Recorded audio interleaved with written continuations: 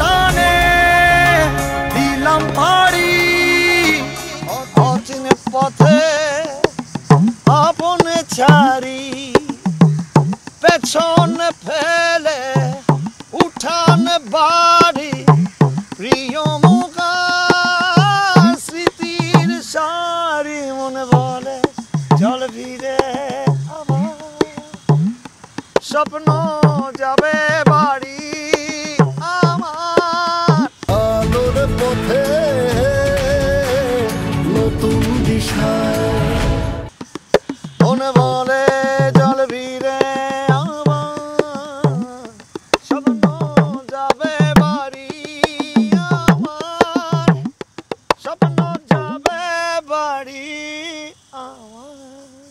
দর্শক, এই মুহূর্তে আমি আছি এমন একজন পার্সনের কাছে, তার গাওয়া গান যেটা বাঙালি প্রতিটি মানুষের কাছে এখন একটা থিম সংয়ে পরিণত হয়েছে, একটি বিজ্ঞাপনের থিম সং যেটি এখন বাঙালিদের মুখে মুখে বাঙালিদের ইচ্ছা পোষণের কথা বলে। আজ আমরা তার সাথে কথা বলবো। আমাদের সাথে আছে মিঠুন চক্র। দাদা, কেমন আছেন? ভালো, কেমন আছেন আপনি? খুব ভালো আছি। আসলে আপনাকে কেন খুঁজে পাওয়া যায় না, আপনার নামটা কেন আসে না, এটা একটু। আসলে গান গান জিনিসটা অদ্ভুত একটা ফর্ম মিউজিকের। এটি একটি সেক্টর যেটা স্ট্রং ভার্সন, যেটাতে গানের মধ্যে থাকে কথা, গানের মধ্যে থাকে সুর, থাকে তাল, থাকে ছন্দ। কিন্তু গানের পরপরই আমরা পুরো ওয়ার্ল্ড ওয়াইড যেটা দেখি, গানের পরে চলে আসে গায়কের নাম। কিন্তু যখনই আমরা কোনো বাণিজ্যিক কাজ করি, বাণিজ্যিক ইন টার্মস অফ যখন কোনো কোম্পানির কোনো কাজ করি, in the form of jingle বা থিম সং বা অ্যাজ সাচ, তখন এটা আমরা আসলে জেনে শুনেই বিসর্জন দেই যে এখানের মধ্যে আমাদের ক্রেডিট লাইনটা তেমন থাকবে না, because end of the day পুরো জিনিসটাই ওন করে সে সার্টেন একটা কোম্পানি আর একটা ইয়ে। এটি আসলে গান হিসেবে যে রেকর্ড করেছিলাম তা না, এটি আমি গিয়েছিলাম জাস্ট আমাকে বলা হয়েছিল বলে।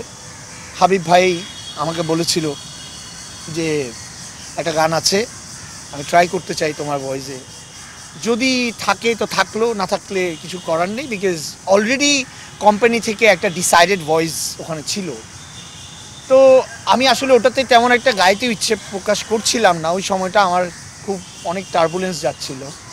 তো আমিও বললাম না, এরকম গানে গ্যাম্বলিং না করি, কিন্তু উনি আমাকে অনেক বেশি ইনসিস্ট করে, thanks to him in a sense for ইনসিস্টিং me. তো তারপর আমি গাইলাম। তো গাওয়ার পরপরই আবার আরও একদিন ছোট্ট একটা কারেকশন আছে, ওটাও গাইলাম। পরে হুট করে জানতে পারি যে এই গানটি যাচ্ছে আমার ভয়েসে। তখন আমি আমেরিকা ছিলাম, আমি ট্যুরেই ছিলাম। ট্যুরে থাকার কারণে গানটা ঠিক ওই সময় আমি নাচলেও কিছুদিন পরে আসি, কিন্তু দেখতে পাই যে পুরো ঘরে ঘরে বাজছে। তখন একটু অবাক হলাম, কিন্তু সামহাও হয়তোবা এটা ভাগ্যের অপূর্ব একটা খেলাও বলতে পারেন। গানের পরে গায়কের নাম এলেও এই ক্ষেত্রে গানের পরে গায়কের নাম আসেনি। এটাও একটা প্রকৃতির খেলায় আমি ধরে নিচ্ছি। সামহাও কোম্পানিও অত বেশি আসলে তখন গানটি যে আসলে আস্তে আস্তে এটা তো একদিনে হয়নি। প্রথম 16তে ছাড়লো, 17তে গেল, 18তে গেল, 19-এ কোভিড এলো, তখন আবার আরও অনেক পরিবর্তন আসলো, অন্যরকম একটা থিম সং আনার চেষ্টা করলো। এটা পরবর্তী সময়ে আসলে আমার মনে হয় নিজেও সংশ্লিষ্ট সেই আসলে আর ধরে রাখা যাচ্ছে না, এটা গান ভাবেই আমরা ভেবে নেই। প্রথমে এটা থিম সং যেটা আপনি বলেছেন ওভাবেই আসছিল, স্বপ্ন যাবে বাড়ি একটা টাইটেল, একটা ক্যাম্পেনিং চলে, ওটার জন্য ক্যাম্পেনিংয়ের জন্য জাস্ট একটা গান ওর একটা মিউজিক বলতে পারেন। তো এই সময়ে সময়ে প্রকৃতির খেলাতেই আজকে এটি পরিপূর্ণ গান রূপে আসলো। আর যখন গান রূপে আসলো, প্রকৃতিও আশীর্বাদ করলো। কেন জানি এই বছর আপনারাও আমাকে খুঁজে বের করার চেষ্টা করলেন। তো আসলে আমার ক্ষেত্রে এটা আমি বলতে পারি যে অনেক সময় আপনারও ক্ষেত্রে হয়েছে, আমারও ক্ষেত্রে হয়। আমি তো অনেক প্রখ্যাত বিখ্যাত একজন কণ্ঠশিল্পীর সন্তান, আমার মায়ের নাম কল্যাণী ঘোষ।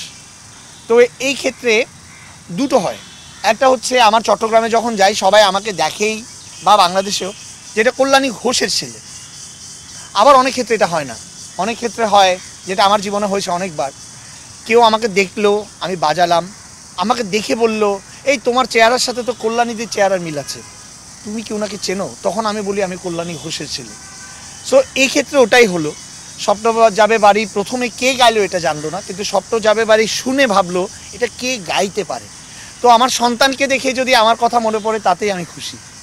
কারণ সন্তান বড় হচ্ছে এবং এত বড় হচ্ছে, এর চেয়ে ভালো আর কি হতে পারে তার তার পরিবার বা তার অন্যান্য মানুষের জন্য। আমিও আমার সন্তানের এরকম জায়গা দেখে আমি খুশি। আমার নাম হোক না হোক এটা আমার বড় নয়, এই গানটি যে আজকে জাতির এত বড় একটা ইমোশনের জায়গায় গেছে, এটাতে আমি অনেক ধন্যবাদ।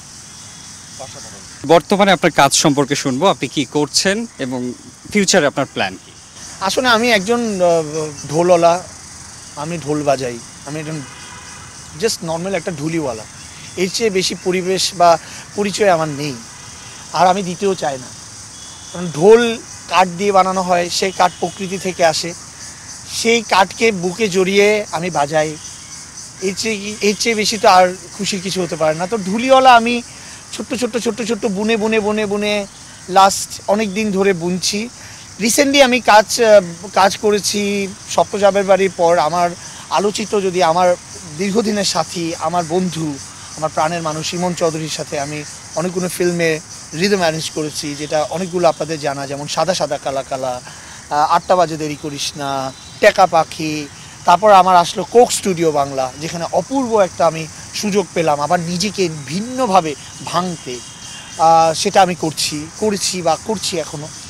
আপনাকে কিন্তু গত বছর কোক স্টুডিওতে আমরা সবাই দেখেছি, হ্যাঁ, এবং কোক স্টুডিওর গানগুলো অনেক সুপার হিট হয়েছে এবং অনেক কিছুই হয়েছে। কোক স্টুডিওর সাথে যুক্ত হলেন কিভাবে এবং সেই জার্নিটা একটু শুনবো।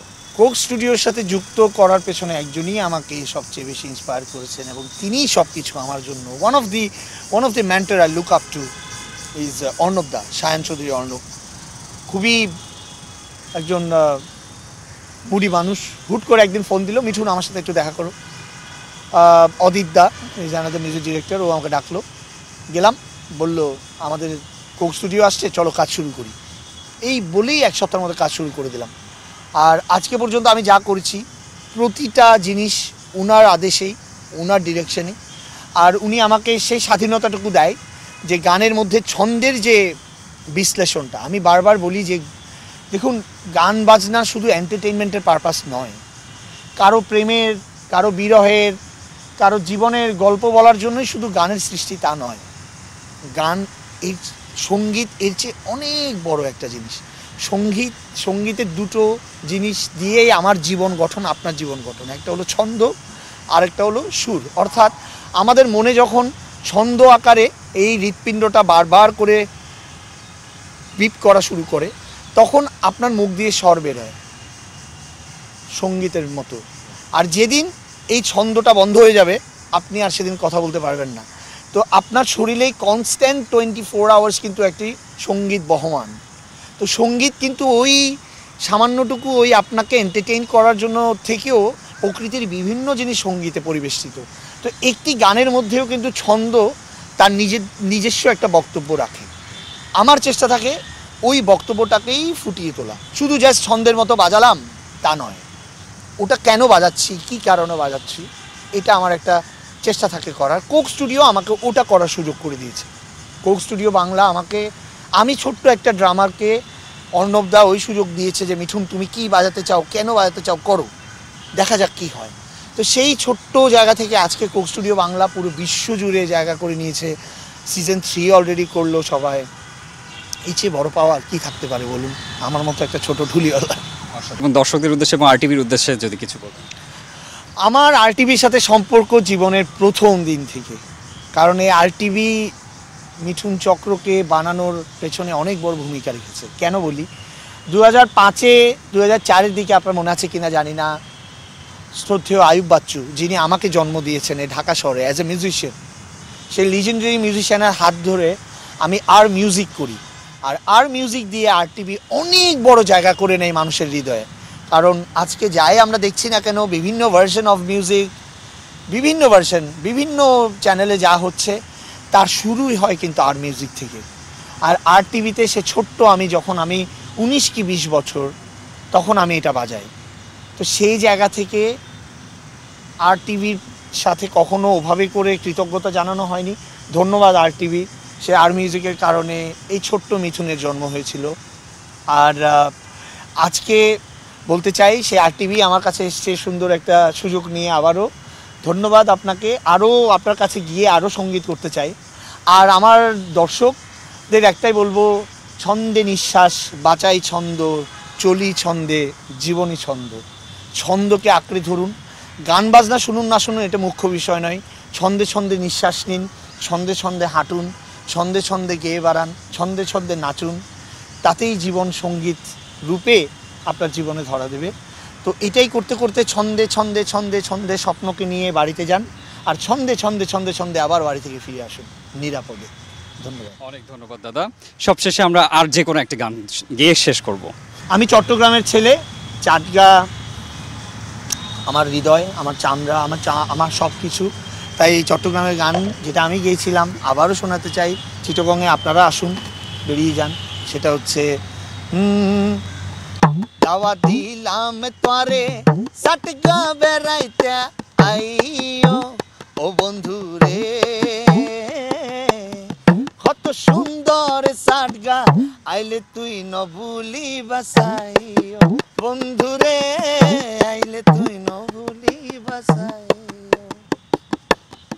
দাওয়া দিলাম তোরে চাটগা বেড়াইতে আইও ও বন্ধু রে, কত সুন্দর চাটগা আইলে তুই ন ভুলি বাসাইও বন্ধু রে, আইলে তুই ন ভুলি বাসাইও। আদরে সোহাগে রাইতুম তোয়ারে দিয়ুম খাঁটি ভালোবাসা, প্রেমর কুঞ্জবন সাজাইও দুইজন ইয়ানার মনোর আশা। সাত গাইয়া ফোয়ার মন সুরি গইলা যখন, সাত গাইয়া ফোয়ার মন সুরি গইলা যখন, একটু ভালোবাসি চাইও। বুক ভরা সোহাগ আদর পাইবা তুই ইয়ান জানি লইও বন্ধু রে, এই আদর ন ভুলি বাসাইও। দাওয়া দিলাম তোরে চাটগা বেড়াইতে আইও ও বন্ধু রে, কত সুন্দর চাটগা আইলে তুই ন ভুলি বাসাইও বন্ধু রে, এই আদর ন পাইবা তুই চাইও বন্ধু রে, চাটগা বেড়াইতে আইও।